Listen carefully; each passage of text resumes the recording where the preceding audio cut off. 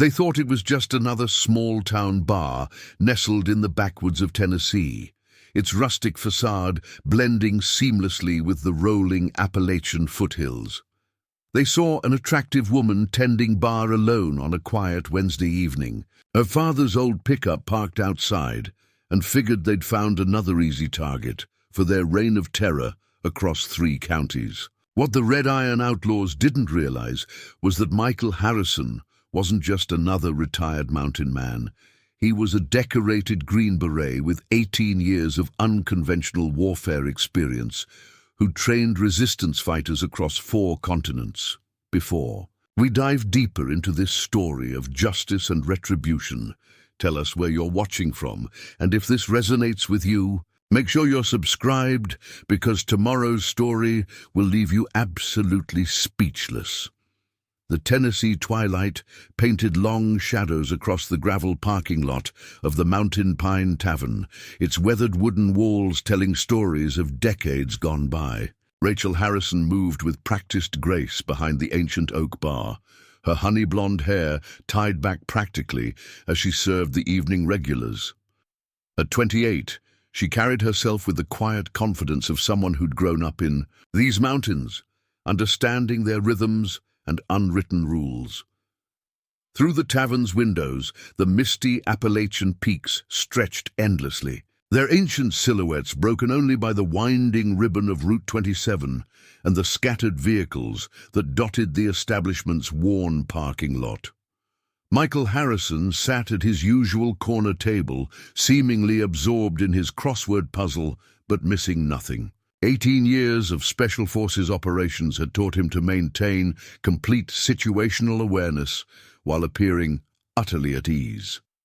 The rumble of motorcycles shattered the evening calm, not the familiar sound of local riders or weekend warriors, but the coordinated arrival of machines moving with predatory purpose. Michael's hand remained steady on his coffee cup, but his mind was already calculating angles, exits, and potential improvised weapons. 4 bikes pulled into the lot, their chrome gleaming menacingly in the fading light. The riders dismounted. With practiced synchronization, their leather cuts bearing the blood-red patch of the Red Iron Outlaws. Marcus Butcher Blackwood led the way, his salt and pepper beard and cold eyes marking him as the leader. Jake Viper Rodriguez and Chris Hammer Wilson flanked him, while Tommy Beast Thompson's massive frame brought up the rear. The tavern's conversation died as they entered, boots heavy on the ancient wooden floor. Rachel maintained her professional demeanor, though Michael noticed the slight tension in her shoulders. Jenny Cooper, the evening cook, retreated to the kitchen, her face pale with recognition. "Welcome to Mountain Pine," Rachel greeted them, her voice steady. "Bar or table?" Butcher ignored the question, his eyes scanning the space with predatory assessment. The few remaining customers, 2 older locals and a family of 4, shifted uncomfortably. The father quietly asked for his check, shielding his young son from the biker's gaze. "Nice place you got here," Butcher finally spoke, his voice carrying an edge of mock appreciation. "Real nice, cozy, profitable looking." Rachel maintained her composure, professional smile never wavering. "Thank you. Can I get you gentlemen something to drink?" Viper moved closer, deliberately invading her personal space. "Sure thing, sweetheart. But first, let's talk about business. See, this place has been doing good. Real good. Makes you wonder if maybe it needs some protection." Michael watched the scene unfold, his exterior calm, masking combat-honed instincts. He'd seen this pattern before, not just in war zones, but in the reports of similar takeovers across 3 counties. The Red Iron Outlaws were expanding their territory, using local businesses as distribution points for their drug operation. "We don't need protection," Rachel replied firmly. "This is a family business, and we're doing just fine." Beast's laugh rumbled like distant thunder. "Everybody needs protection, darling. Bad things happen to businesses that don't understand that. Equipment breaks down, supplies go missing, customers have accidents." Michael set down his coffee cup with deliberate care, the sound barely audible yet somehow drawing every eye. In the tavern, he stood slowly, his movements unhurried but purposeful. The casual observer would see a man in his early 50s, tall and lean in his flannel shirt and worn jeans, looking more like a local handyman than a decorated warrior. But there was something in his movement, a fluid economy of motion that spoke of lethal capability to those who knew what to look for. "The lady said we don't need protection," he stated quietly, his voice carrying the weight of command without raising its volume. Butcher turned, taking in what appeared to be a regular local, someone who should know better than to interfere. His lips curled in a dismissive smile. "This isn't your business, old-timer. Best sit back down, enjoy your coffee, and let the grown-ups talk." Michael moved forward, each step measured and precise. "Actually," he replied, his voice still conversational, "this is very much my business. That's my daughter you're threatening, and this is my tavern." Hammer's hand drifted toward his jacket, but Michael's next words froze him in place. "I wouldn't. That piece you're reaching for, the moment it clears leather, you'll be spending the next year learning to write with your other hand." Something in his tone, the absolute certainty behind the quiet words, made Hammer hesitate. Butcher studied Michael more carefully now, noticing details he'd missed before. The way he controlled space, the precision of his movements, the complete lack of fear in his eyes. "You're making a mistake," Butcher warned, though his voice carried less conviction now. "Nobody stands against the Red Iron Outlaws, not if they want to keep operating in these mountains." Michael allowed himself a small smile, one that never reached his eyes. "Actually, you're the ones making the mistake, so I'm going to give you a choice. Walk out that door now, get on your bikes, and find somewhere else to run your protection racket. Or find out exactly why threatening my family was the worst decision you could have made in these mountains." The tension stretched like a wire, about to snap, the ancient wooden beams of Mountain Pine Tavern creaking in the growing silence.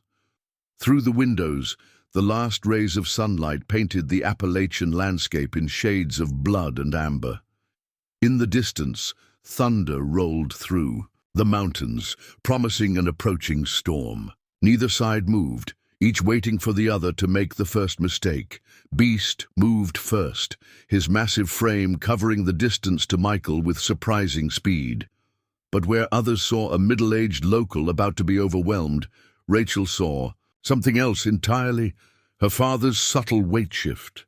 The almost imperceptible adjustment of his stance, the calm calculation in his eyes. The biker's meaty fist cut through empty air as Michael moved with liquid efficiency, stepping inside Beast's reach in one fluid motion.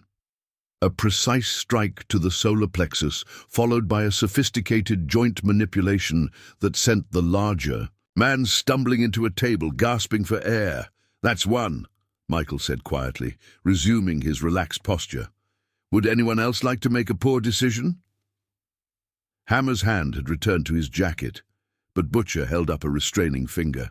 The gang leader's earlier dismissiveness had been replaced by something closer to genuine curiosity. He studied Michael with new eyes, reassessing the situation. The remaining customers had pressed themselves against the walls, while Jenny watched wide-eyed from the kitchen doorway. Rachel maintained her position behind the bar, her father's training evident in her own controlled stillness. "You've got some moves, old man," Butcher acknowledged, his voice carrying a new edge of respect. "Military?" "Something like that," Michael replied evenly. Beast had regained his feet, his face dark with rage and embarrassment. "Boss, let me—" "Quiet," Butcher snapped, never taking his eyes off Michael. "Our friend here isn't what he seems, is he?" The mountain wind rattled the tavern's windows, carrying the promise of an approaching storm. Outside, the setting sun had surrendered to darkness, leaving the parking lot illuminated by harsh fluorescent lights that cast strange shadows across the gravel. "I'm exactly what I seem," Michael responded. A father protecting his family, a business owner protecting his property. The only question is whether you're smart enough to walk away. Lightning flickered in the distance, briefly illuminating the scene through the windows. In that flash, Rachel caught glimpses of the man her father had been before, the warrior beneath the quiet mountain man's exterior. She remembered fragments from her childhood, watching him train at dawn in the backyard, the precise way he'd taught her self-defense, the quiet lessons about situational awareness and tactical thinking that she'd only later understood weren't typical father-daughter activities. Viper shifted uneasily, his earlier bravado diminishing as he recognized the signs of professional training in Michael's stance and movement. He'd served in the military himself, briefly, and something about the older man's controlled precision rang warning bells. "Nobody walks away from the Red Iron Outlaws," Hammer insisted, though his voice lacked conviction. "First time for everything," Michael suggested mildly. Butcher's hand moved slowly to his belt, where a heavy chain was visible beneath his cut. "You know what happens next. We've taken over every major business from here to the Kentucky line.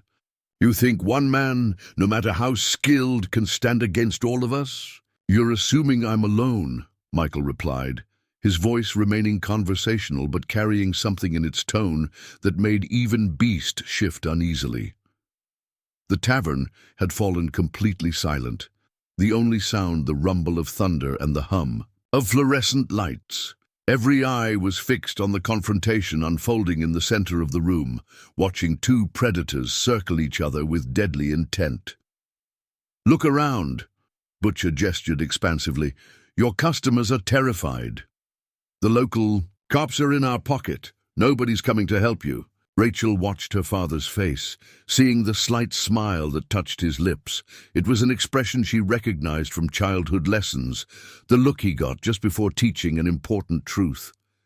"You see a handful of scattered customers," Michael said softly. "I see Jack Thompson, former Army Rangers, Mike Sullivan, 3 tours in Afghanistan, Karen Martinez, Marine Corps MP, even Jenny in the kitchen, 15 years Air Force Security Forces." The biker's eyes darted around the tavern, suddenly seeing the other patrons in a new light. The older locals sat straighter, their relaxed poses shifting to reveal military bearing. The quiet woman in the corner booth met their gaze with steady confidence. "You're not the first criminals to mistake this place for an easy target," Michael continued. "We're a community. Every regular, every customer, every employee, we look out for each other. So let me be very clear about your situation." He took one step forward, his movement causing all 4 bikers to instinctively step back. "You're not facing one man. You're facing a family, and not just any family. A family of veterans who've spent their lives dealing with threats bigger than you." Lightning flashed again, closer now, throwing harsh shadows across the scene.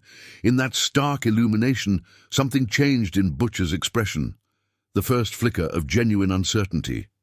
"You're bluffing," Viper insisted, but his hand had moved away from his jacket. "Test that theory," Michael suggested. "See how it works out for you." The tension in Mountain Pine Tavern crystallized into something tangible as another flash of lightning illuminated the scene through the rain-streaked windows. Butcher's eyes darted between the veterans who had shed their casual poses, recognizing the tactical disadvantage his crew now faced. The Red Iron Outlaws had built their reputation on intimidation and violence, but they'd never encountered resistance quite like this. A room full of combat veterans who'd faced far worse threats in theaters of war across the globe. "You're making this more complicated than it needs to be," Butcher said, his voice carrying a forced calm that barely masked his growing uncertainty. He took a measured step backward, creating distance between himself and Michael, while maintaining what he hoped was an authoritative stance. "We're businessmen, same as you. We can work something out that benefits everyone." Michael's quiet laugh carried no humor. "Businessmen don't threaten young women. They don't extort protection money from hard-working folks. And they certainly don't try to take over family establishments through intimidation. His eyes remained fixed on Butcher, but his peripheral vision tracked every subtle movement from the other gang members. "What you are is a pack of predators who've gotten too comfortable pushing around civilians, but that comfort ends here." Beast had regained his composure, his massive frame tensing for another attack despite his earlier humiliation. "Boss, let me show this old man what happens when people don't respect the patch." His meaty hands clenched into fists, knuckles whitening. With barely contained rage, before Butcher could respond, Karen Martinez rose smoothly from her corner booth. Her movement was casual, unhurried, but carried the unmistakable precision of someone who'd spent years handling volatile situations. "You really want to try that, big man?" Her voice carried the particular accent of someone who'd grown up in Chicago's South Side before finding her way into the Marine Corps. "Because I'm thinking you didn't learn your lesson the first time." Thunder crashed overhead, closer now, and the tavern's lights flickered momentarily. In that brief dimming, Jack Thompson had somehow materialized next to the door, his weathered face bearing the calm expression of someone who'd survived countless firefights in Afghanistan's mountain passes. Mike Sullivan maintained his position at the bar, but his relaxed posture had transformed into something more alert, more predatory. Viper's hand twitched toward his jacket again, but Michael's voice stopped him cold. "That's strike two. There won't be a third. The next person who reaches for a weapon will need medical attention before they can be arrested." The words were delivered with such matter-of-fact certainty that even Butcher felt a chill run down his spine. Rachel watched the scene unfold from behind the bar, her father's training evident in how she'd positioned herself with clear sightlines to all exits while maintaining access to the panic button that would summon state police. She saw the subtle shifts in the veterans' positions, recognizing the choreography of a well-trained unit establishing overlapping fields of control. "You're outnumbered," Hammer tried, though his voice lacked conviction. "We've got 30 more. Brothers within riding distance. One call and this place gets overrun." "Make that call," Michael suggested mildly. "I'd love to introduce more of your organization to some old friends of mine. See, while you've been talking, photos of your faces have already been sent to every law enforcement agency within 100 miles. Former special forces tend to maintain interesting connections, even in retirement." A fresh gust of wind rattled the tavern's windows, carrying the first heavy drops of rain. The storm that had been threatening all evening was finally breaking, its fury matching the tension inside. Jenny emerged from the kitchen, carrying herself with the disciplined bearing that belied her Air Force Security Forces background. She positioned herself near the kitchen door, another piece sliding into place in this deadly chess game. Butcher's mind raced through scenarios, each one ending worse than the last. His crew was used to dealing with frightened civilians, not trained combat veterans who moved with lethal grace and spoke with absolute certainty. The easy score he'd envisioned had transformed into a potential catastrophe that could unravel everything the Red Iron Outlaws had built in these mountains. "Maybe we got off on the wrong foot," he attempted, forcing a conciliatory tone. "Let's table this discussion for now. No need for things to get messy." "They got messy the moment you threatened my daughter," Michael replied, his voice carrying a dangerous edge despite its conversational volume. "But I'm giving you a chance to walk away. More than you deserve, considering your reputation in the other counties. Take it before I decide to dismantle your entire operation instead of just sending you running." The rain was falling steadily. Now, drums of water on the tavern's tin roof, providing a rhythmic backdrop to the confrontation. Through the windows, the parking lot had transformed into a tableau of gleaming chrome and reflecting puddles, the gang's motorcycles looking somehow less imposing in the growing storm. Beast made one final attempt to salvage their reputation. "Now you can't hide behind these walls forever, old man. Everyone's got to sleep sometime." Karen's laugh cut through the tension like a knife. You really want to start a war with people who've made careers out of asymmetric warfare? Please try it. Some of us have been bored since getting back stateside. The Red Iron Outlaws' retreat from Mountain Pine Tavern was a careful dance of measured steps and wounded pride. Butcher maintained eye contact with Michael as he backed toward the door, his experienced instincts screaming at him not to turn his back on the deadly predator, masquerading as a simple mountain man.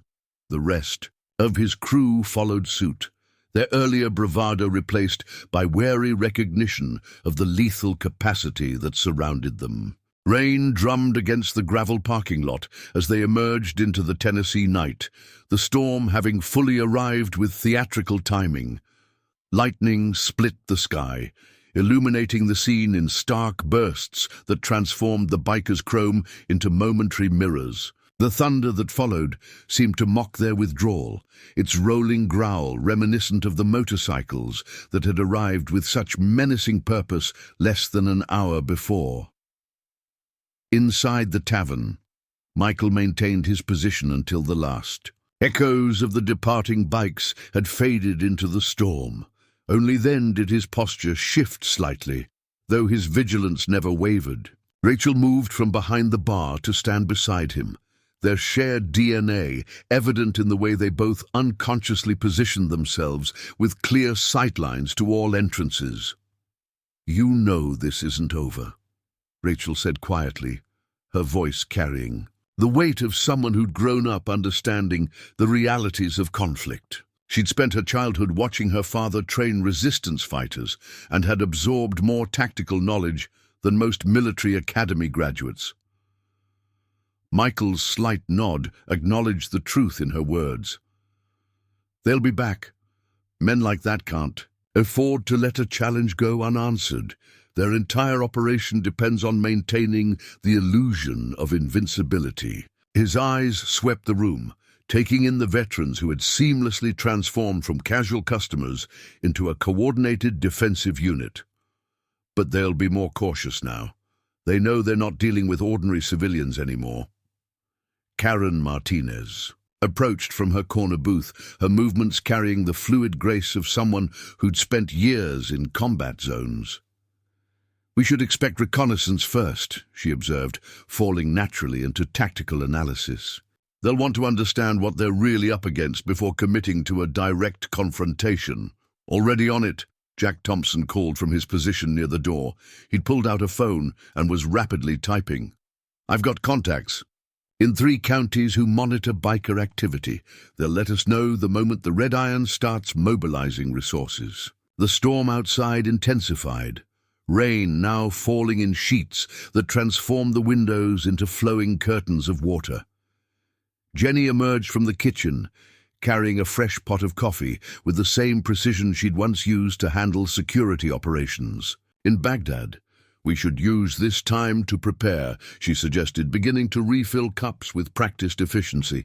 "They'll have a network of informants, suppliers, corrupt officials.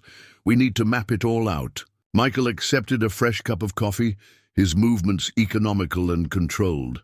"Mike, you still have those connections in the state police?" he asked, directing his attention to Sullivan, who remained at his spot at the bar.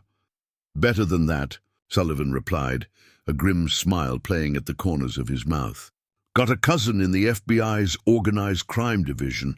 Been building a case file on the Red Iron Outlaws for months. Tonight's confrontation might be just what they need to justify a deeper investigation." Rachel watched the veterans fall into operational, planning with the ease of people who'd done this countless times before, though usually in more official capacities and distant lands. The familiar tavern space began to feel more like a command center, decades of combined combat experience focusing on the challenge at hand. "We'll need to secure the supply lines first," Michael said, his tactical mind already several moves ahead. "The Red Iron's first play will be to pressure our suppliers, try to strangle the business through legitimate channels before risking another direct confrontation." "I know some independent truckers," Karen offered, "former Marines who run their own logistics company now. They've dealt with biker intimidation before and came out on top. Thunder cracked overhead with particular violence, causing the tavern's lights to flicker again. In that momentary dimming, Rachel caught glimpses of the warriors these people had once been, and in many ways still were. Her father's quiet competence had drawn them here over the years, the Mountain Pine becoming more than just a bar. It was a gathering place for those who understood the weight of service and the brotherhood it forged.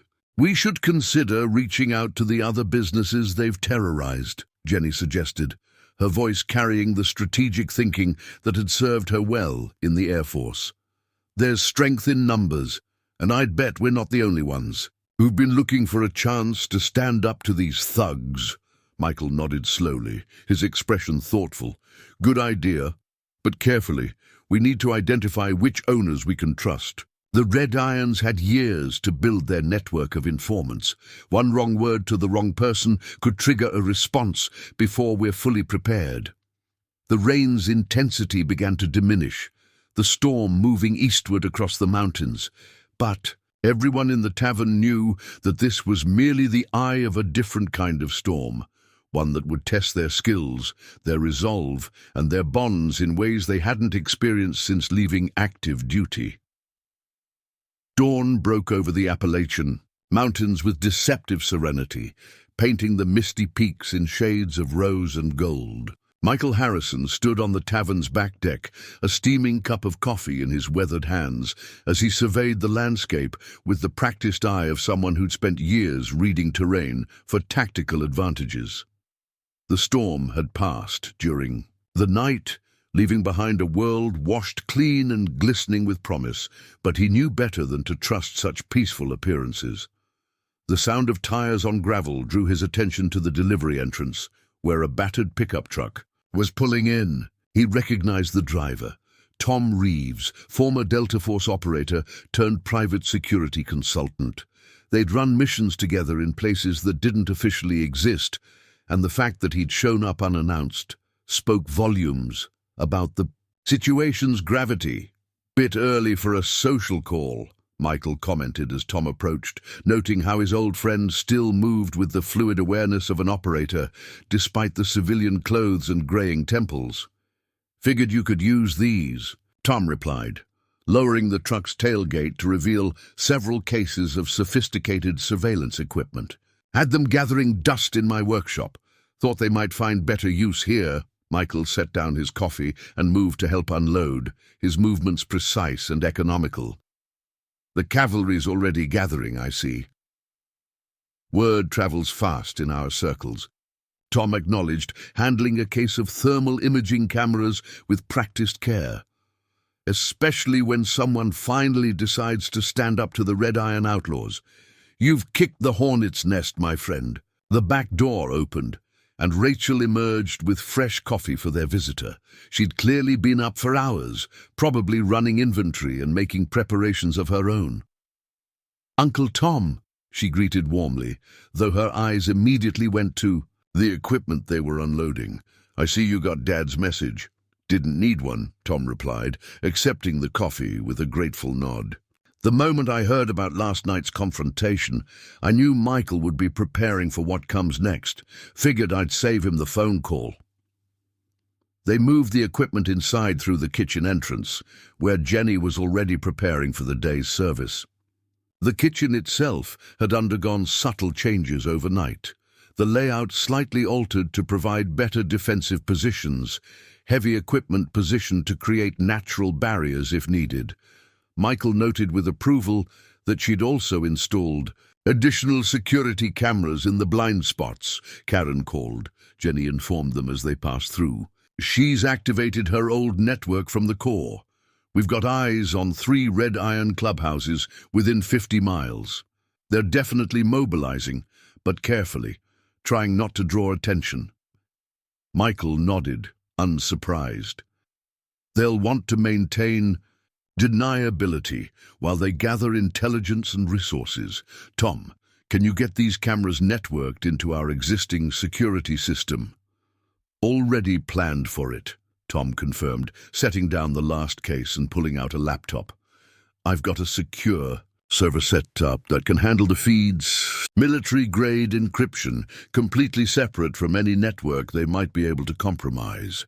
Rachel watched the two veterans fall into the familiar rhythm of operational preparation, their movements synchronized by years of shared experience. She'd grown up around this, watching her father and his colleagues plan and execute missions that required perfect coordination and absolute trust. Now those same skills were being deployed to protect their mountain home. "We should consider hardening the perimeter," Tom suggested, his tactical mind already mapping out defensive strategies. "The tavern's position is naturally defensible, but there are a few approaches that could give them cover for a night approach." "Already on it," Rachel interjected, pulling out her tablet to show a series of modifications she'd designed. "I've ordered additional lighting for the parking areas, and Mike Sullivan's team is installing motion sensors along the tree line tonight." Michael studied his daughter's plans with pride, recognizing the integration of military doctrine with practical civilian applications. She'd absorbed more than just self-defense from her upbringing. She understood the deeper principles of tactical planning and resource allocation.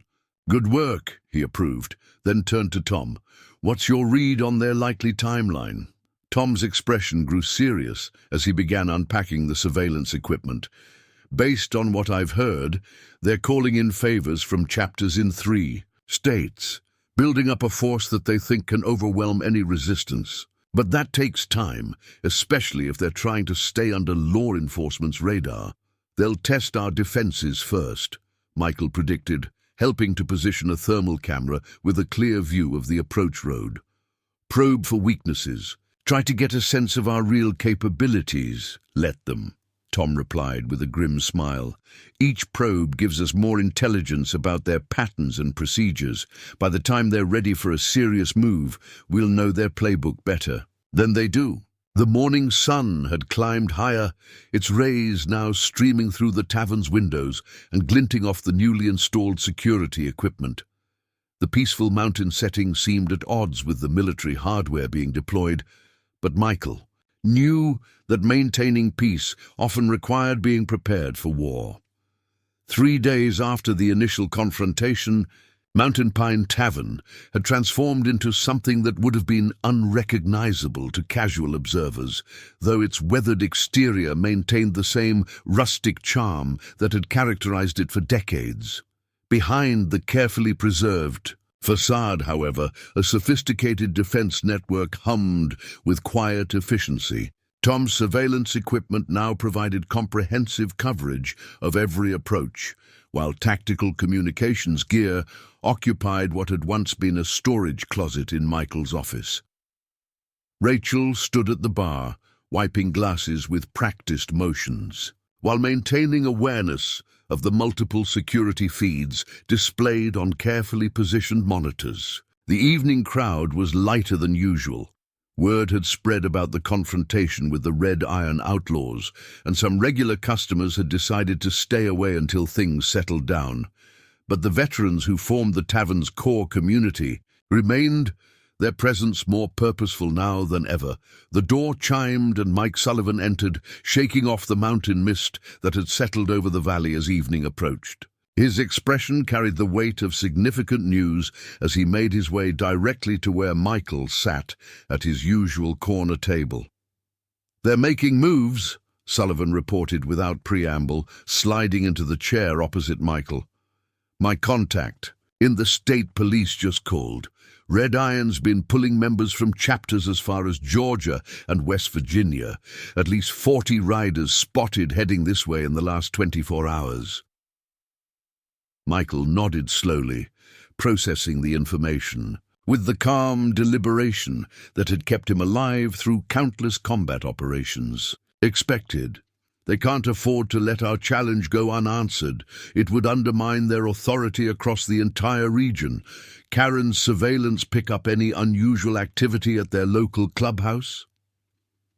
"That's the interesting part," Sullivan replied, accepting a coffee from Rachel, who had approached silently with a fresh pot.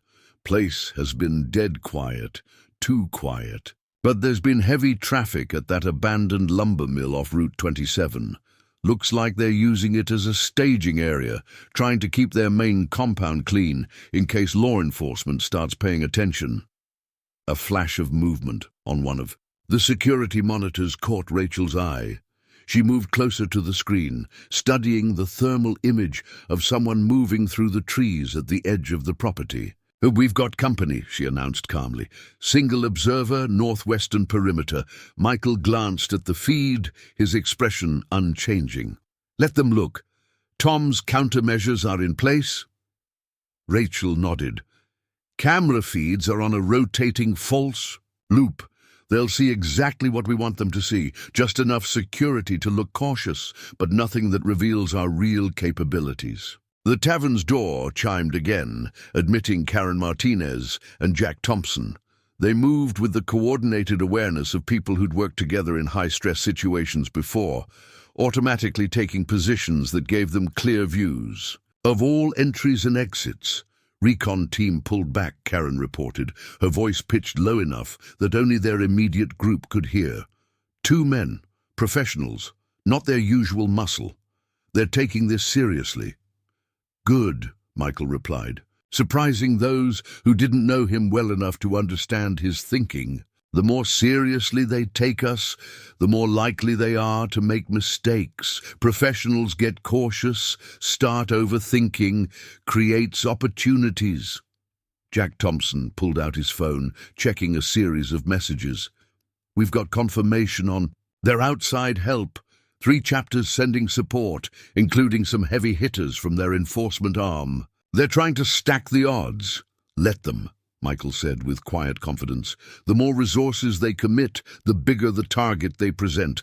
Sullivan, your FBI contact still building that case file?" "Better than that," Sullivan grinned. "Every rider heading this way gets logged and photographed. They're building a network map that goes way beyond our local situation.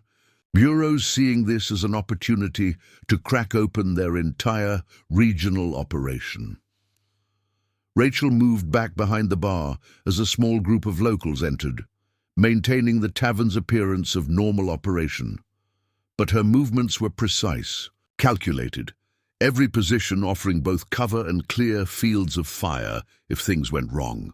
She'd spent the last few days running drills with Jenny and the other staff, ensuring everyone knew exactly what to do in various scenarios. "They'll probe our supply lines first," Michael predicted, his tactical mind mapping out the most likely sequence of events. "Try to hurt us through legitimate channels before risking another direct confrontation. Karen, how are our alternate supply routes looking?" "Solid," she confirmed. "Got 3 veteran-owned transport companies ready to step in if our regular suppliers get pressured.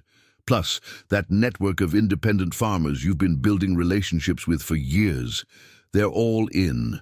Red Iron won't be able to starve us out."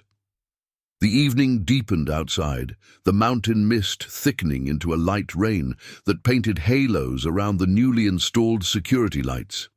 Another thermal signature appeared briefly on the perimeter cameras before fading back into the tree line. More observers, more intelligence gathering. "They're building a picture of our defenses," Jack noted, watching the security feed with professional interest. "But they're seeing what we want them to see. Think they'll buy it?" "They'll want to," Michael replied, years of experience with human nature coloring his assessment. "People tend to believe what confirms their existing assumptions. They want to think we're just a bunch of aging veterans playing at security, not a serious tactical operation. Pride will make them underestimate us, even with all the precautions they're taking." The first real move by the Red Iron Outlaws came on a quiet Tuesday morning, announced by the rumble of a delivery truck pulling away from the Mountain Pine Tavern far earlier than scheduled. Rachel, who had been updating the inventory logs in the office, emerged to find Jenny staring at a nearly empty loading dock where their weekly supplies should have been. Driver said there was a mix-up at the warehouse, Jenny reported, her military training evident in the precise way she relayed the information. But I saw his hands shaking when he handed over the paperwork. Someone got to him. Rachel nodded, already pulling out her phone to activate their contingency plans. Dad's been expecting this. Karen's alternative supply network is ready to go. She paused, noticing something in Jenny's expression. What else? 2 bikes followed. The truck in and out made sure the driver did what he was told.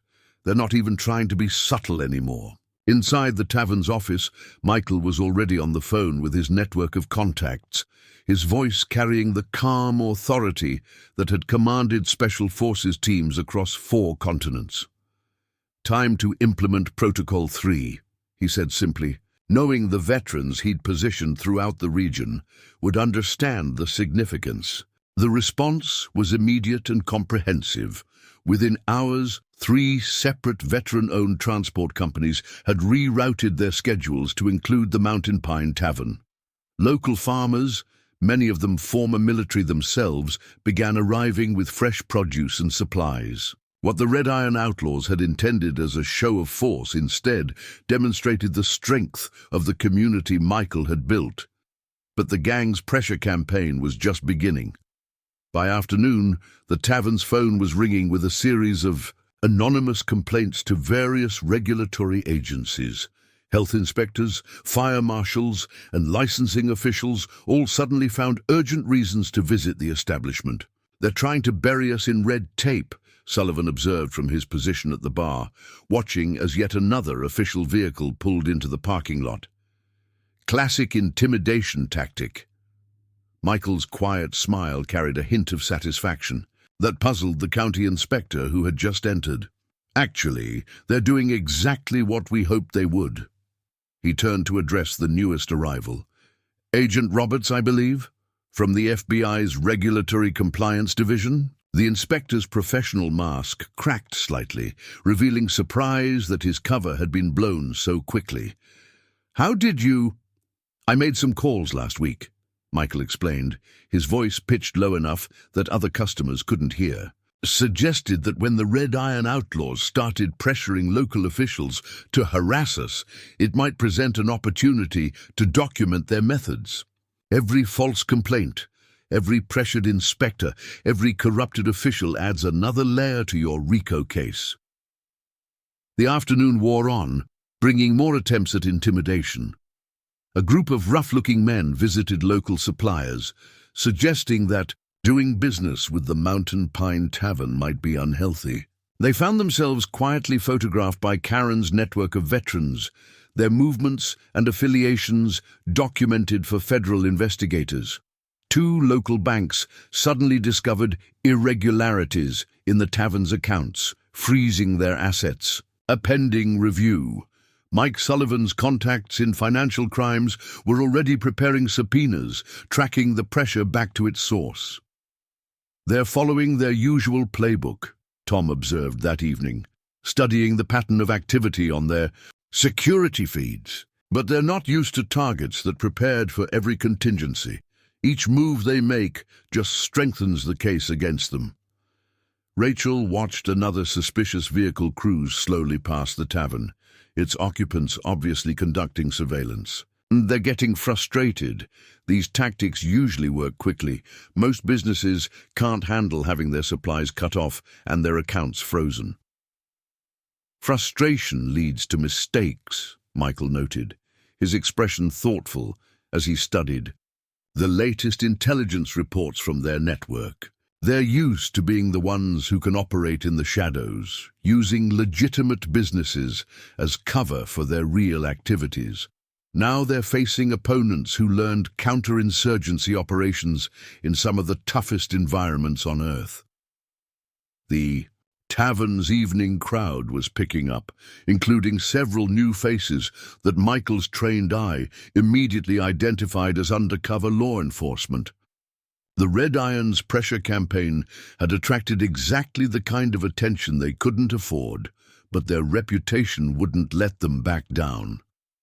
Jenny emerged from the kitchen, where she'd been coordinating with their new supply network. Just got word from that produce supplier they threatened this morning. He's agreed to wear a wire for the FBI the next time they come around. Seems his son served in the Marines, and he's tired of staying quiet. It's starting, Michael said softly. Years of experience letting him see the larger pattern emerging. Every person they pressure becomes a potential witness. Every business they threaten becomes another piece of evidence. They've spent years building their power through fear and intimidation, but they've never faced an opponent who could turn those same tactics against them. A message from Karen lit up Michael's phone. Another Red Iron convoy had been spotted heading toward their territory, larger than the previous ones. The gang was doubling down on their show of force, unaware that each new rider they brought in was another thread in the web of evidence being woven around them. They'll have to make a direct move soon, Rachel observed, noting the increasing frequency of drive-by surveillance. All of this pressure isn't working, and they're running out of subtle options. Michael nodded, remembering similar patterns from his military days. When legitimate pressure fails, people resort to force. They'll convince themselves they have no choice, that their reputation requires a decisive response, and that's when they'll make their biggest mistake. The mountain darkness wrapped around Mountain Pine Tavern like a thick blanket, broken only by the strategically placed security lights that cast overlapping pools of illumination across the parking lot. Inside, the evening crowd had thinned to a handful of regulars, most of them veterans who understood the weight of the gathering storm. Michael sat at his usual corner table, seemingly absorbed in a newspaper, but actually monitoring the thermal imaging feeds displayed on a tablet partially hidden by the paper.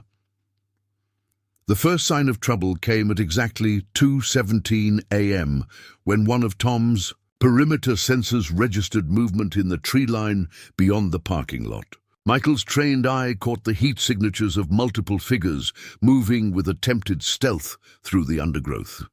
Their approach pattern suggested military experience, not the usual red iron muscle, but professionals brought in for a specific purpose. Three-man team, northwest quadrant. Michael spoke quietly into his radio, knowing the veterans positioned throughout the property would respond appropriately. Possible advanced reconnaissance for a larger force. Karen's voice crackled back through his earpiece, calm and professional. Confirmed. I've got 2 more heat signatures approaching from the southeast. They're using the old logging road for cover. The tavern had closed an hour earlier, its windows dark, except for the security lighting. Rachel moved silently through the shadowed interior, checking positions and ensuring their defensive preparations remained invisible to outside observation. Jenny had transformed the kitchen into a command center, monitoring feeds from their extensive camera network while coordinating with their outer perimeter teams. Multiple vehicles approaching from Route 27. Tom's voice reported through the comm system. Thermal signatures suggest at least 4 bikes and 2 larger vehicles, probably SUVs. They're running dark.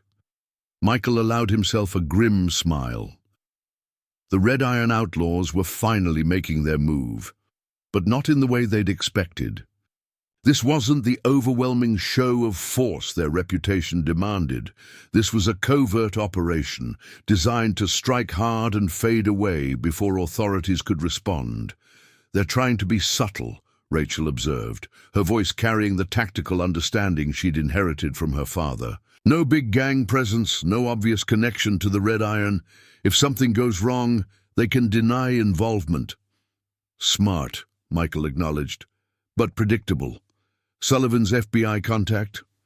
Already notified, Rachel confirmed. They've got surveillance, teams in position, documenting everything, but they won't intervene unless things escalate beyond our handling capability. The approaching vehicles killed their engines about half a mile from the tavern, letting momentum carry them silently down the mountain road. Through the thermal imaging, Michael watched the heat signatures of multiple figures deploying with a practiced coordination. Their movement patterns confirmed his suspicions.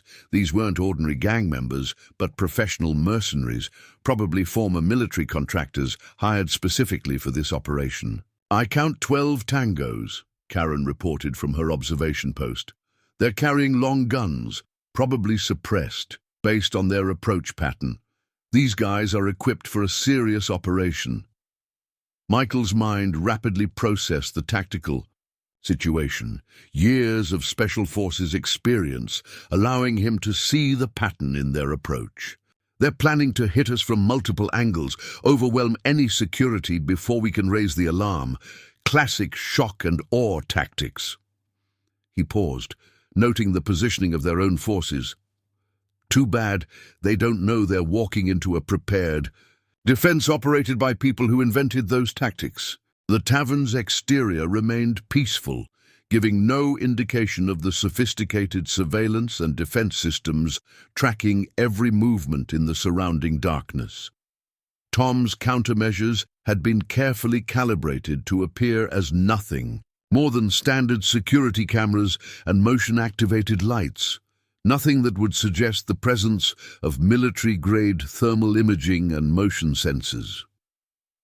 "First team approaching the loading dock," Jenny reported from the kitchen command center. 3 men, tactical gear, moving in a standard breach formation.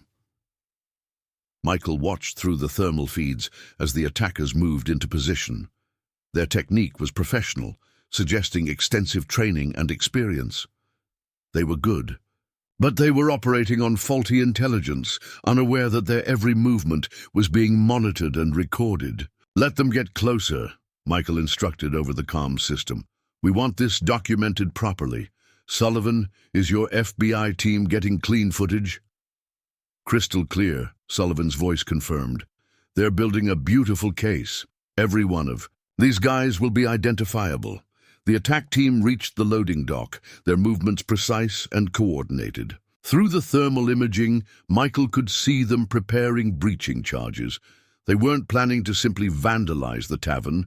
They intended to cause significant damage while maintaining deniability. "I've got positive identification on at least 3 of these guys," Tom reported. "Former contractors, worked for some questionable private military companies. The Red Iron must have paid a premium for this operation." Rachel moved silently to her designated position, her movements reflecting years of training with her father and his colleagues. Every member of their defensive team knew exactly what to do. Their roles rehearsed until they became instinct. The tavern's interior had been subtly prepared over the past week, turning seemingly innocent fixtures and furniture into defensive positions and impromptu barriers. "Second team in position at the front entrance," Karen reported. "They're setting up charges there as well. Third team covering the emergency exit. They're thorough. Gotta give them that." Michael checked his watch, noting the precision of the operation. The attackers had synchronized their approach perfectly, positioning themselves to breach multiple entrances simultaneously. Under normal circumstances, it would have been an overwhelming assault that left the target no time to react. "All teams, execute containment protocol on my mark," Michael commanded, his voice carrying the quiet authority that had led men through countless operations. "Remember, we want them documented and detained, not eliminated. These aren't our primary targets. They're just evidence against the real enemy." The attackers finished positioning their breaching charges, unaware that their textbook operation was about to become a textbook example of walking into a prepared defense. Their thermal signatures showed them making final communications checks, preparing for synchronized detonation. 3 minutes to their planned breach, Tom estimated, reading their preparations with experienced eyes. "Want me to activate the countermeasures?" "Not yet," Michael replied, watching the scene unfold with practiced calm. "Let them commit fully to the attack. We want this to be clear and unambiguous for the prosecutors." He switched to the general. "I-channel. All teams, prepare for containment. Non-lethal responses only. These are just hired help, not our real targets." The night air crackled with tension as the mercenaries hired by the Red Iron Outlaws positioned themselves for what they believed would be a swift, overwhelming assault on the Mountain Pine Tavern. Their thermal signatures glowed bright on the surveillance monitors, professional operators moving with practiced precision, completely unaware that they were walking into a trap laid by veterans who'd spent decades perfecting the art of asymmetric warfare. "Breach teams in final position," Karen's voice reported through the comm system, her tone carrying the calm focus of someone who'd handled far worse situations. "They're synchronized, waiting for the command to detonate." Michael watched the scene unfold through multiple camera feeds, his experienced eye noting the professionalism of their would-be attackers. In another situation, under different circumstances, these could have been men he'd worked with or trained. Their techniques were textbook special operations, which made their moves entirely predictable to someone who'd written some of those textbooks. "Confirm non-lethal countermeasures are in place," he commanded, receiving quick acknowledgements from his teams positioned throughout the property. The entire defense had been carefully orchestrated to capture and document rather than eliminate the threat. Each attacking team was about to find themselves caught in a series of interlocking containment measures designed by veterans who'd spent years perfecting these tactics. Rachel moved silently through her assigned sector, checking the modified lighting systems they'd installed over the past week. What appeared to be standard security lights could transform into sophisticated strobes capable of disorienting and disrupting coordinated action. Jenny maintained her position in the kitchen command center, monitoring all approaches and coordinating. With their outer perimeter teams, FBI surveillance teams are in position, Sullivan reported quietly. They're getting everything on multiple cameras. Clear evidence of premeditated attack with military-grade explosives. That alone is enough for federal charges. The attackers' thermal signatures showed them making final equipment checks. Through the high-resolution cameras, Michael could see the sophisticated breaching charges they'd placed. Professional gear that would have devastated an unprepared target. These weren't common thugs. The Red Iron had spent serious money to hire experienced operators for this mission. 2 minutes to their projected breach, Tom announced, his voice carrying the focused tension of anticipation. "Permission to activate. Preliminary countermeasures?" Michael watched the scene for another moment, ensuring all pieces were in position. "Execute Phase 1, he commanded. "Let's show them why you don't bring combat tactics against the people who invented them." The first sign that something was wrong came when the attackers' radio communications suddenly filled with static. Tom's electronic warfare suite, carefully disguised as ordinary electrical equipment, had begun selective frequency jamming.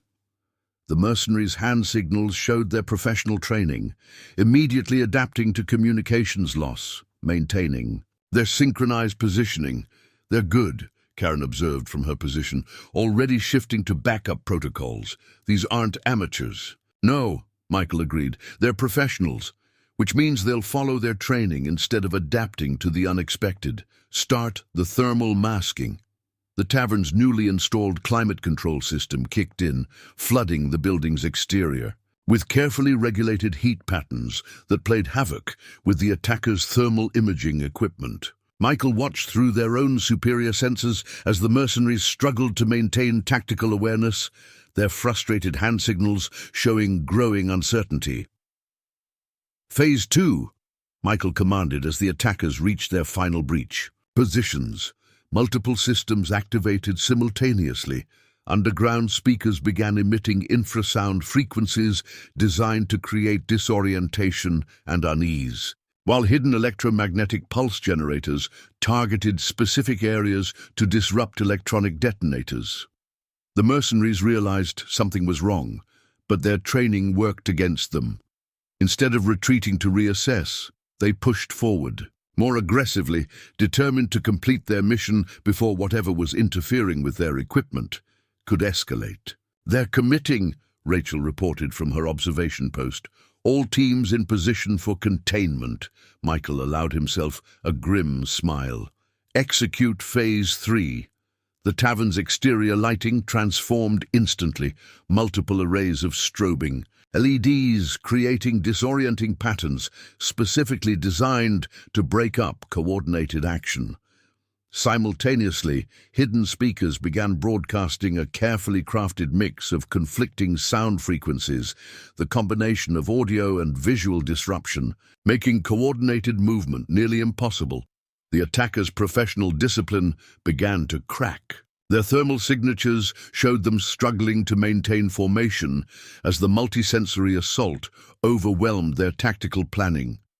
Some tried to trigger their breaching charges only to find their detonators dead, killed by precisely targeted electromagnetic pulses.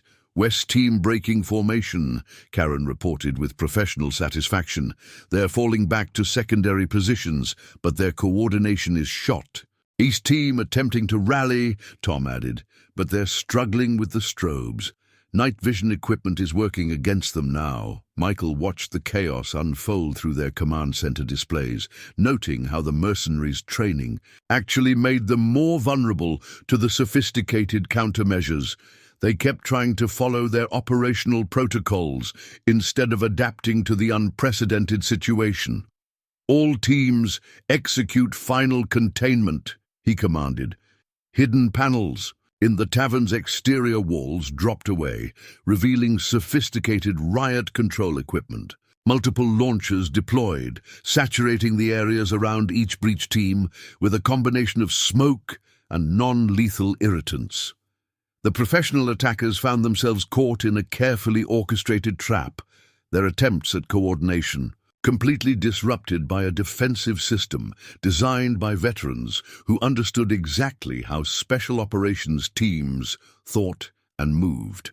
Their thermal signatures showed them breaking into smaller groups, tactical cohesion shattered by the multi-layered assault on their senses and equipment. FBI teams are maintaining position, Sullivan reported, satisfaction evident in his voice.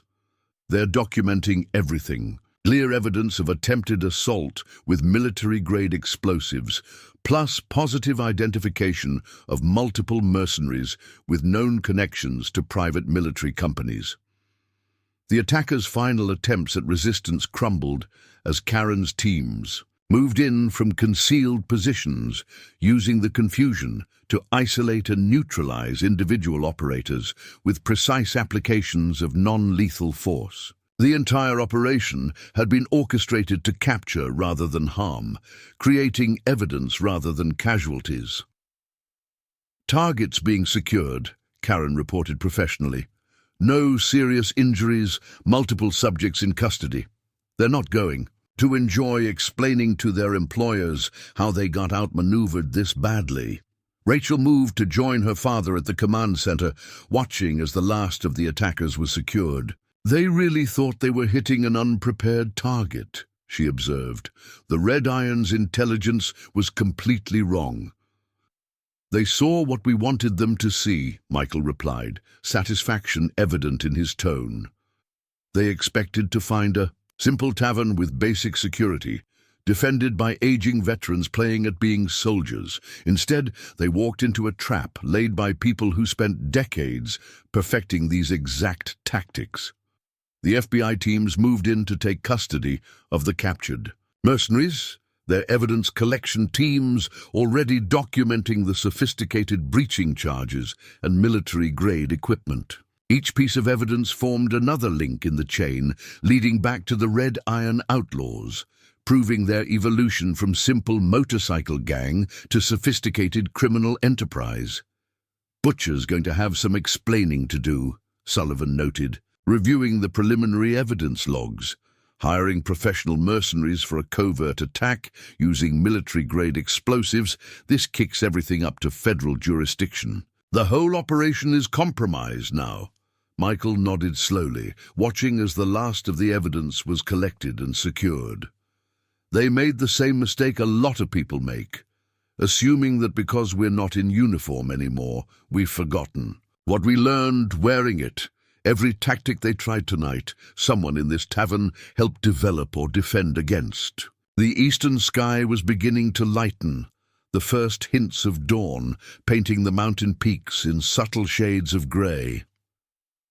The night's drama was ending, but Michael knew it was really just the beginning.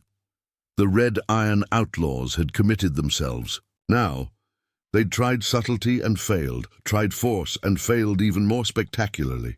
"They'll have to respond," Rachel said, understanding the implications. "Their reputation won't let them ignore this kind of defeat." "No," Michael agreed, already planning for the next phase.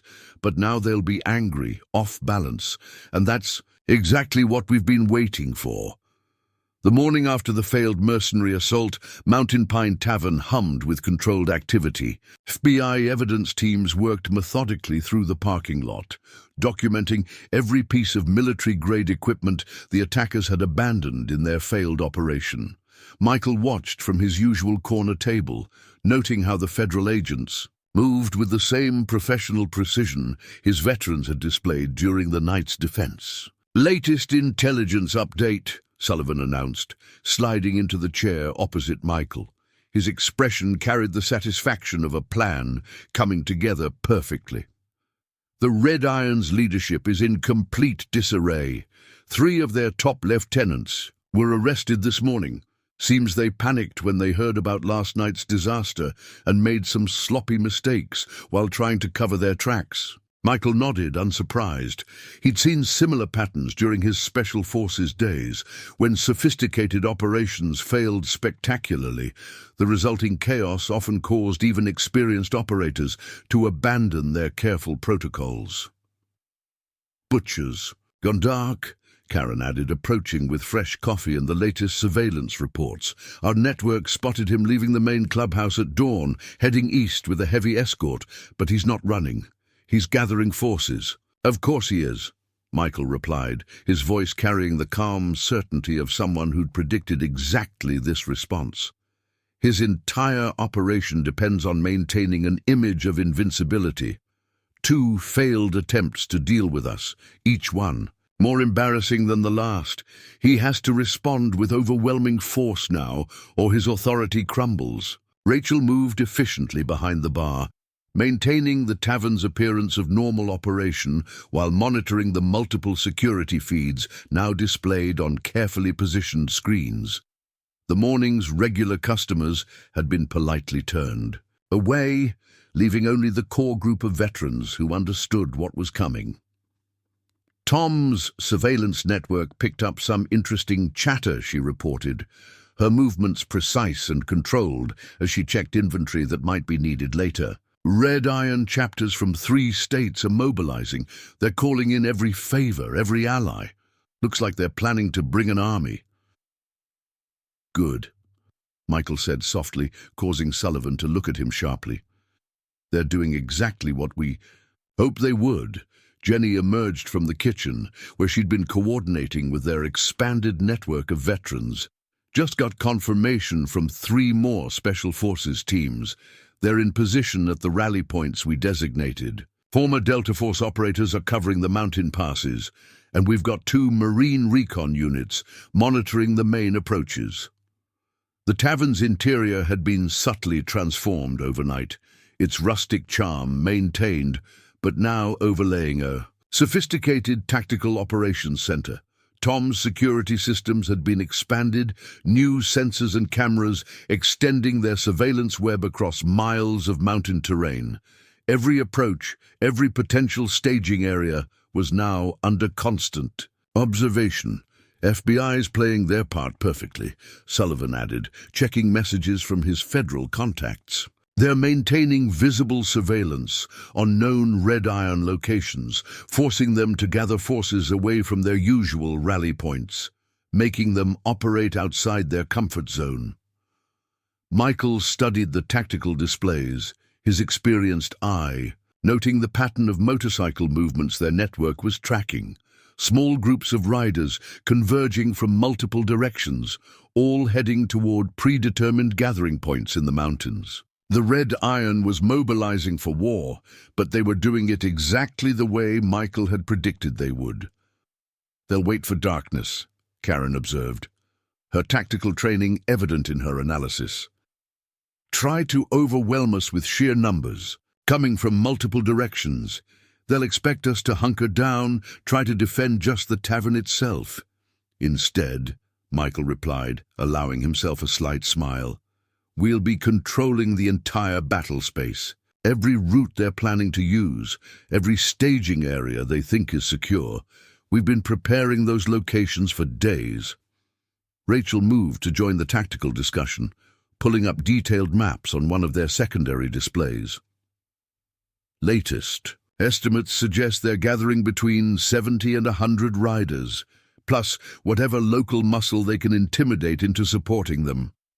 They think they're bringing overwhelming force, Michael noted, his voice carrying the quiet confidence of someone who'd spent decades orchestrating similar operations. But they're actually concentrating their entire organization into a perfect target. Everything we need to dismantle their network, all in one place. The morning sun climbed higher over the mountains, its rays filtering through the tavern's windows to illuminate the professional activity within. FBI evidence teams completed their documentation of the night's failed assault, their careful work building another layer of the case that would eventually dismantle the Red Iron's entire operation. Our veterans are in position, Michael asked, though he already knew the answer. The past week had seen a steady stream of former operators filtering into the mountain communities, each bringing specialized skills and experience earned in combat zones across the globe. Full coverage of every approach, Jenny confirmed. Former Green Berets have the high ground covered. Marine teams are ready to block their retreat routes. We've even got Air Force pararescue medics standing by, though hopefully we won't need them. Sullivan's phone buzzed with another update from his FBI contacts. Federal tactical teams are maintaining their distance, but ready to move in once things start. They understand this needs to play out as a local response first. Citizens defending their community against criminal intimidation. Michael nodded approvingly. The plan was unfolding exactly as he'd envisioned it, each piece moving into position. With practiced precision, the Red Iron Outlaws thought they were preparing an overwhelming show of force, unaware that they were actually participating in their own demise. Latest thermal scans from the staging areas, he asked, watching as Rachel pulled up the relevant feeds. They're gathering in 3 main groups, she reported professionally. Largest concentration is at the abandoned quarry off Route 27. Secondary, forces at the old lumber mill and the closed campground. Total strength matching our earlier estimates. And they're all carefully documented, Sullivan added with satisfaction. Every rider, every vehicle, every weapon. The FBI's building a comprehensive organization chart in real time. The tavern's door opened, admitting Tom with another set of equipment cases. His expression carried the focused intensity of a professional preparing for a complex operation. Final countermeasures are in place, he reported, moving to upgrade several of their tactical displays. Every approach is covered. Once they commit to the attack, there's no way out except through our prepared channels. Michael studied the tactical overview, seeing not just the physical preparations, but the psychological trap they'd created. The Red Iron's reputation demanded an overwhelming response to their recent humiliations. Their organizational structure required a show of force that would restore their aura of invincibility. But in attempting to meet those demands, they were walking into a carefully orchestrated operation designed by veterans who understood exactly how to turn an enemy's strength into a critical weakness. They'll come at us hard, Karen noted, her voice carrying the calm certainty of experience. Everything they've got, all at once. They can't afford another failure. No, Michael agreed quietly. They can't. And that's why they've already lost. They're thinking like criminals trying to intimidate civilians. We're thinking like operators taking down a hostile force. By the time they realize the difference, it'll be too late. The mountain twilight painted long shadows across the parking lot of Mountain Pine Tavern as the final pieces of Michael's plan fell into place. Thermal imaging feeds showed the Red Iron's forces consolidating at their staging areas, their numbers swelling as the last groups of riders arrived from distant chapters. The evening air thrummed with the distant rumble of motorcycles, like thunder presaging an approaching storm. Final count is 97 bikes plus 12 support vehicles, Karen reported from her observation post, her voice carrying the professional detachment of a combat veteran. They're armed, mix of civilian weapons and military surplus. Looks like they're planning to hit us from 3 directions simultaneously. Michael stood at the tavern's front window, watching the sun sink behind the Appalachian peaks. The scene appeared peaceful, just another quiet evening at a mountain bar. But beneath that tranquil facade, years of military experience and weeks of careful preparation had transformed the entire area into an elaborate tactical operation. All teams report ready, Jenny confirmed from the command center they'd established. In the kitchen, Green Berets have the high ground covered, Marine units in position to seal the escape routes. Tom's countermeasures are fully operational. Rachel moved with practiced efficiency behind the bar, her movements casual, but her awareness razor-sharp. The tavern appeared nearly empty, just a few regular customers nursing drinks, their relaxed postures belying their combat experience and tactical positioning. FBI tactical teams standing by, Sullivan added, checking updates from his federal contacts. They'll move in once we've contained the situation. Everything that happens here tonight will be documented from multiple angles. The last light faded from the sky, leaving the parking lot illuminated by carefully positioned security lights. Through their surveillance network, Michael watched the Red Iron forces beginning to move, their staging areas coming alive with activity. First wave mounting up, Karen reported, butchers leading the main force from the quarry, secondary groups coordinating their approach. They're using combat communications, trying to synchronize the attack. Michael allowed himself a small smile. Tom, communications interference active, Tom confirmed from his position at the electronic warfare station. They think their signals are getting through, but we're feeding them subtle delays. By the time they realize their coordination is off, it'll be too late. The distant rumble of motorcycles grew louder as the first groups began their approach. Through multiple camera feeds, Michael watched the Red Iron's forces move exactly as he'd predicted, 3 main columns advancing along the routes they'd scouted, believing they were about to overwhelm a simple tavern with overwhelming force. They're committed, Michael announced calmly. Execute Phase 1. Hidden equipment hummed to life throughout the surrounding mountains. Sophisticated electronic warfare systems began disrupting the gang's communications while appearing to let them through. Carefully prepared terrain modifications channeled their approach into predetermined zones, covered by overlapping fields of fire. Main force entering the first containment zone, Karen reported. Secondary groups following the paths we left open. They think they're surrounding us, but they're actually moving into our prepared positions. The rumble of motorcycles reached a crescendo as the first riders appeared on the roads leading to the tavern. Headlights pierced the darkness. Dozens of bikes moving in formation, their riders believing they were about to demonstrate the full power of the Red Iron Outlaws. "Wait for it," Michael commanded as the lead elements approached the final turn. Let them commit fully to the attack. The trap was sprung with surgical precision.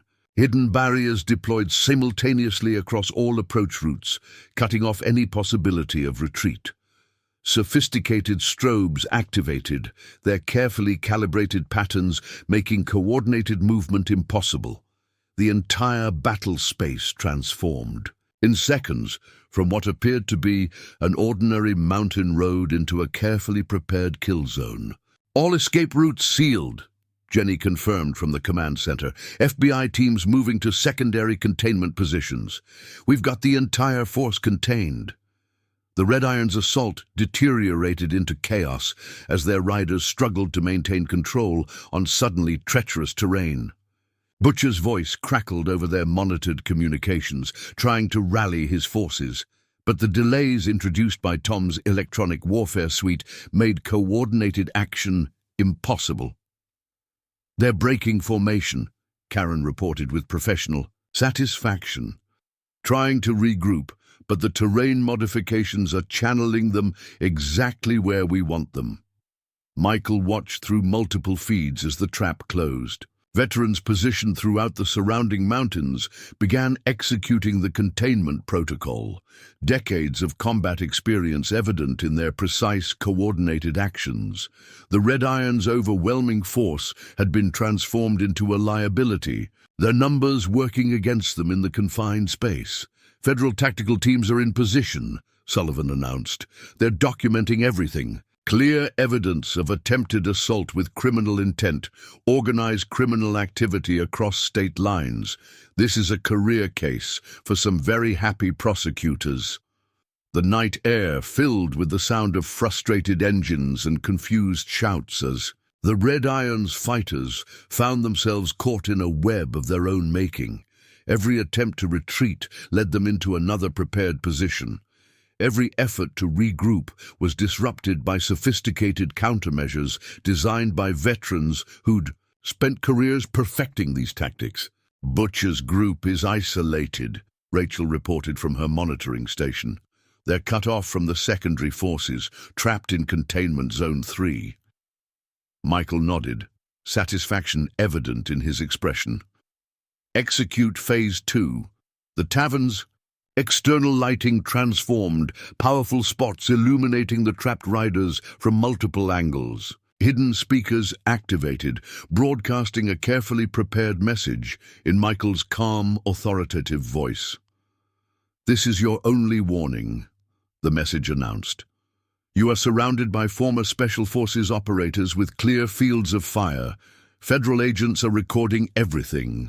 Shut down your engines and surrender, or discover exactly why threatening this community was the worst mistake the Red Iron Outlaws ever made." The night air filled with the sound of engines dying as reality set in. The Red Iron's fighters found themselves caught in a masterfully executed trap. Their overwhelming show of force transformed into evidence that would dismantle their entire organization. "They're surrendering," Karen confirmed, watching through her tactical scope as riders began raising their hands. Local law enforcement moving in for arrests, federal teams documenting everything. Michael watched through the tavern's windows as the scene unfolded. Butcher's face was clearly visible in the bright lights as he realized the full magnitude of his mistake. The Red Iron Outlaws had brought their entire organization to bear against what they thought was a simple mountain tavern, only to find themselves caught in an operation orchestrated by veterans who'd spent decades perfecting these exact tactics. "Preliminary counts show 83 arrests," Sullivan reported with satisfaction, "including leadership from 4 chapters. The FBI's Organized Crime Division is going to be processing this case for months." Rachel joined her father at the window, watching as federal agents began documenting and transporting their prisoners. "Think this is the end of it?" Michael smiled slightly, remembering similar operations in distant lands. "This chapter, at least." The Red Iron Outlaws made the mistake of thinking that leaving the service meant we'd gone soft. They never understood that everything we learned out there, every tactic and strategy, was just waiting to be used in defense of our home. The mountain night settled into quiet again, broken only by the professional activity of law enforcement. Processing their unprecedented haul of criminals, Mountain Pine Tavern stood peaceful once more, its rustic exterior giving no hint of the sophisticated operation that had just dismantled one of the region's most feared criminal organizations.